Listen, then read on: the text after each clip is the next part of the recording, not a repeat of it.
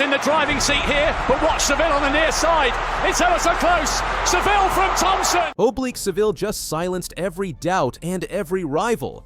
Under the bright lights of Tokyo, the young Jamaican sprinter didn't just win the 100-meter final, he dominated it. In a race packed with global superstars, including Noah Lyles, Seville's performance wasn't just a victory, it was a statement that the next era of sprinting has officially arrived. On September 14th, 2025, at the World Athletics Championships in Tokyo, the 24-year-old Jamaican finally delivered on years of promise. In a night defined by heat, pressure, and world-class talent, Seville didn't just cross the line first, he redefined what greatness looks like on the biggest stage. This wasn't just another win, it was the return of Jamaican dominance in men's sprinting, and the moment Seville ended a decade-long drought that followed the reign of the great Usain Bolt. And the best part? Bolt was in the stands, watching it all unfold. The last time a Jamaican man stood atop the podium in the 100 meters was in 2015, when Bolt secured his third world title. Since then, American sprinters had dominated the discipline. Noah Lyles, the 2023 world champion and 2024 Olympic gold medalist, was expected to keep that trend going. But 2025 wasn't Lyles' year. Heading into Tokyo, Oblique Seville wasn't just another name. He had momentum. Wins in the London and Lausanne Diamond League meets and a fierce rivalry with fellow Jamaican Kishane Thompson set the stage. Bolt himself said, "Oblique has been in so many finals and just missed out on medals. Mentally, he's ready." He was more than ready. Born on March 16, 2001, Seville's sprint journey started at Calabar High School in Kingston, Jamaica, a legendary breeding ground for sprinters. He later joined the Racers Track Club under the guidance of Glenn Mills, the same coach who shaped Bolt's career. His rise was not meteoric, but steady. In 2022 and 2023, he placed fourth in the 100-meter finals at the World Championships.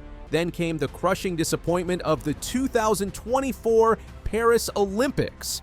After blazing through the semis with a 9.81, he finished last in the final due to a hamstring issue. But instead of crumbling, Seville regrouped. In 2025, he started to string together a season of consistency and dominance. A world-leading 9.82 at the Racers Grand Prix, runner-up finishes to Thompson at the Jamaican Championships, and 2 Diamond League wins, beating none other than Lyles. Seville's championship campaign in Tokyo began shakily. In the first round, his 9.93 was only good enough for third place, but he bounced back, clocking 9.86 in the semifinals. Meanwhile, Thompson tied the US's Kenny Bednarek at 9.85, and Lyles was lurking, ready to strike. But when the final came, Seville was ice cold. Thompson blasted out of the blocks like a missile and led for most of the race. Lyles was right there, his top-end speed building. Yet in the last 5 meters, Seville surged. His form stayed pristine, while Thompson started to wobble. Seville crossed in 9.77 seconds, a new personal best and the fastest time in the world that year. Thompson followed in 9.82. Lyles, despite his best start of the season, could only manage 9.89 for bronze. "I learned from my mistake last year," Seville said. "This year I said, okay, this is my year and I'm going to take this moment and no one is going to take it away from me." This was no ordinary victory. It was historic. Jamaica hadn't seen a men's 100-meter gold at the World Championships since Bolt's era. With Bolt watching from the stands, cheering, punching the air, and grinning like a proud big brother, it was clear this wasn't just a race. It was a passing of the torch. "When I was 10, I told my mom I wanted to be trained by Glenn Mills," Seville said. "Now I've won in front of him and Usain. I've proved I am the champion." The win also ended the USA's bid to break the record for most consecutive men's 100-meter world titles. With Seville's victory, the balance shifted back to Jamaica. Lyles didn't make excuses, but he had reasons.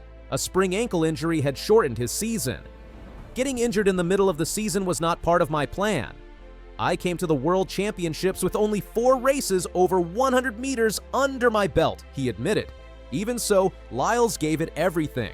His 9.89 was a season's best, but it wasn't enough to match the Jamaican duo, who executed near-perfect races. "I will never be disappointed with that," he said. Every time I showed up here, I was running faster and better than I ever have. He's not done. He'll chase his 4th consecutive 200-meter title later in the championship and likely rematch with Seville in the 4x100-meter relay. Kishane Thompson, who had been undefeated all season and ran a 9.75 just months prior, was considered the favorite by many. Even after his silver, he held his head high. I wanted to win, but when it came to the last 5 meters, I saw Oblique was moving, and then I was like, oh. Thompson laughed. Silver in 9.82 is no shame, especially when your countryman wins gold. Jamaica's 1-2 punch announced to the world that they're not just back, they're ahead. What changed for Seville? Mentally, everything. He had always had the speed, but his finishes, especially in the last 30 to 40 meters, were his weakness. For Paris, I got injured in the final and I fell short, but I learned from my mistake, he said. I was panicking. Finishing strong in the last 30 to 40 meters was something I was struggling with the whole season, but now I have perfected it. Track and field is both mental and physical, but to be honest, I think I have mastered the mental part of it. This clarity, calm, and confidence made all the difference. Seville is showing not just maturity, but a composure that rivals the greats. He understands the balance between power and poise, and it's this maturity that allows him to step into the spotlight and deliver when it matters most. The final wasn't just about Jamaica versus USA. It featured talent from across the world: South Africa's Gift Liotlela, 9.95, and Akani Simbine, 10.04, Nigeria's Kayinsola Ajayi, 10.00, and Botswana's Letsile Tebogo, who was heartbreakingly disqualified for a false start. Ajayi made history as the first Nigerian man in 18 years to make a 100-meter final, and the first collegiate athlete since Christian Coleman in 2017 to do so. But even with this international flavor, it was Jamaica that lit up the track. Their sprint factory continues to deliver. After finishing 4th in 2022 and 2023, and 8th in the 2024 Olympics, Seville had something to prove, not just to the world, but to himself. Over the years, I've shown my talent and shown my class that I am a medal contender, he said. Now, to win the gold medal is something special for me. He didn't just win, he dominated. He rewrote his story and shifted the sprinting power axis back to Kingston. He is now part of an elite lineage. From Donald Quarry to Asafa Powell, from Johan Blake to Usain Bolt, Seville adds his name to the Jamaican sprint pantheon. His win is not only historic, it serves as the signal flare for a new generation of talent already forming in the background. Seville isn't done. There's the 200-meter, the 4x100-meter relay, and more seasons of dominance ahead. He's young, hungry, and now has the belief to match the speed. Noah Lyles will reload, Thompson will push harder, but right now, the throne belongs to Oblique Seville. He didn't just beat Lyles, he destroyed the myth that the Jamaican sprinting empire was over. The gold is home. Sensational. Not a world record, but a performance of real heart, of real guts, of real courage. His is a name we will remember for generations to come. He's only the 4th man to successfully defend this title. These 3 athletes ran so fast in one race that they broke not 1, not 2, but 3 world records at the same time. And the craziest part is that the person who came in 3rd place ran faster than anyone in history had ever run before that day. This is the story of the greatest rivalry in track and field history. 3 men, 1 race, and a moment that changed the 400-meter hurdles forever. Let me take you back to August 3rd, 2021. The Tokyo Olympics. The morning was hot and humid at the Olympic Stadium, but nobody was thinking about the weather. Everyone was focused on one event, the men's 400-meter hurdles final. 3 names were on everyone's lips: Karsten Warholm from Norway, Rai Benjamin from the United States, and Alison dos Santos from Brazil. These 3 athletes had been chasing each other for years, but this race was going to be different. Nobody knew just how different. Before we get to that incredible race, let's talk about how these 3 became rivals in the first place. The story starts with Karsten Warholm. This Norwegian athlete from a small town in western Norway became a champion in an event his country had never really dominated. Before every race, Warholm does something unique. He whacks his chest and lets out a Viking roar. It's his signature move, and it tells everyone watching, "I'm here to win." By 2019, Warholm was already a two-time world champion. At the World Championships in Doha that year, he won gold with a time of 47.42 seconds. Following close behind him was Rai Benjamin from the United States, who ran 47.66 seconds for silver. And back in 7th place was a young Brazilian runner named Alisson dos Santos. He ran 48.28 seconds, which was his personal best at the time. And Benjamin's trying to close. Watch the clock, it's going to be fast. Karsten Warholm defends the title, 47.44. But things were about to change fast. In June 2021, just weeks before the Tokyo Olympics, Benjamin shocked the world at the US Olympic trials. He ran 46.83 seconds. This made him only the 4th man in history to run under 47 seconds. People started wondering, could Benjamin beat Warholm at the Olympics? Michael Norman has made the team, and he said that really fired me up, and now he's fired up. The trials record is 47.37. Let's see how quick he goes. 46.84. That's almost a world and American record. Warholm had an answer. Just 5 days later, he ran even faster. He clocked 46.70 seconds in Oslo, breaking a world record that had stood for 29 years. Kevin Young had set that record way back in 1992. Now it was gone. The race was set. Warholm versus Benjamin, the world record holder versus the rising star. Everyone expected an amazing battle, but nobody, and I mean nobody, expected what actually happened. August 3rd, 2021, the final. Warholm was in lane 6. Benjamin was right next to him in lane 5. When the gun went off, Warholm exploded from the blocks. He took an early lead and kept it for most of the race. Benjamin started gaining ground on the final straight. He got closer and closer to Warholm. For a moment, it looked like he might catch him, but Warholm never gave up. Instead of slowing down, he found another gear. He powered through the final meters and crossed the finish line first. The time on the scoreboard was unbelievable, 45.94 seconds. Let that sink in. Warholm had just become the first person ever to run under 46 seconds in the 400-meter hurdles. He didn't just break his own world record, he destroyed it. He ran 0.76 seconds faster than his previous record. In track and field, that's huge. But here's where it gets even more amazing. Benjamin finished second in 46.17 seconds. That's a North American record, and get this, his time was faster than Warholm's old world record from just 1 month earlier. And Dos Santos, he won the bronze medal in 46.72 seconds, a South American record, a time that would have been a world record just a few weeks before. Think about that for a second. The person who came in third ran faster than anyone had ever run in history until a month ago. That's how incredible this race was. In total, 6 of the 8 runners in that final set either a world, continental, or national record. It was the greatest 400-meter hurdles race ever run. When Warholm saw his time, he couldn't believe it. He tore open his shirt and stood there with his mouth wide open in shock. He later said, "By far the biggest moment of my life. It's just so big. It's almost like history here. It was the only thing missing from my collection." Warholm had already won world championships. He had European championships, he had world records, but the Olympic gold medal, that's what everyone talks about. And now he had it. Benjamin was devastated even though he ran the second fastest time in history.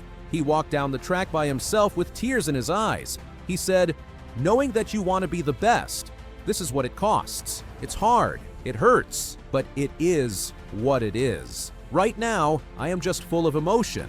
I have worked so hard. This is what matters. I got a medal, but it just hurts to lose." But Benjamin wasn't done. He promised he would come back stronger. He said, "I'm a dog. I'm a fighter. It's my first Olympics. I made some mistakes that cost me, but it's all right. I'll fix it." Benjamin even compared the race to Usain Bolt's legendary 100-meter world record. He said, "I don't think Usain Bolt's 9.5 was better than this." That's how special this race was. Now, you might think Warholm would dominate forever after that performance, but this rivalry was just getting started. In 2022, the World Championships came to Oregon. Dos Santos had been improving all season. He ran 46.80 seconds at the Stockholm Diamond League, the fastest time in the world that year. He was now a real threat. In the final, Dos Santos was in lane 6. He couldn't see Warholm or Benjamin from his position, so he just focused on his own race. He attacked from the start and ran aggressively the whole way. For the first 300 meters, Warholm looked like he was in control. He was even a step ahead of Benjamin going into the final turn. But then something changed. Warholm started to slow down. The 2 preliminary heats had taken their toll on him. He was running out of energy. Dos Santos surged ahead. Benjamin tried desperately to catch him but couldn't. Dos Santos won in 46.29 seconds, a championship record and a South American record. Benjamin took silver in 46.89 seconds. And Warholm, he faded all the way back to 7th place.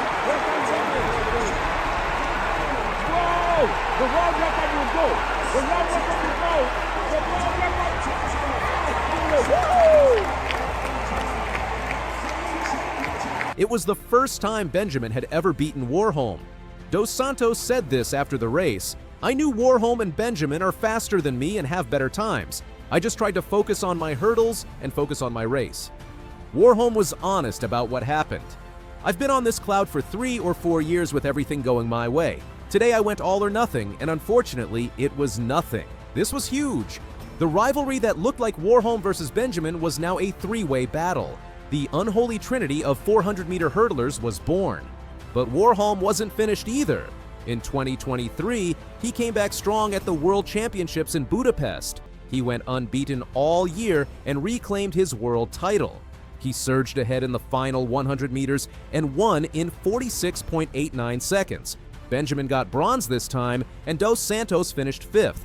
Warholm now has 3 World Championship titles from 2017, 2019, and 2023. That's more than anyone else in the history of the event. Then came the Paris Olympics in 2024. Finally, it was Benjamin's turn to stand on top. He won the gold medal, with Warholm taking silver and Dos Santos getting bronze.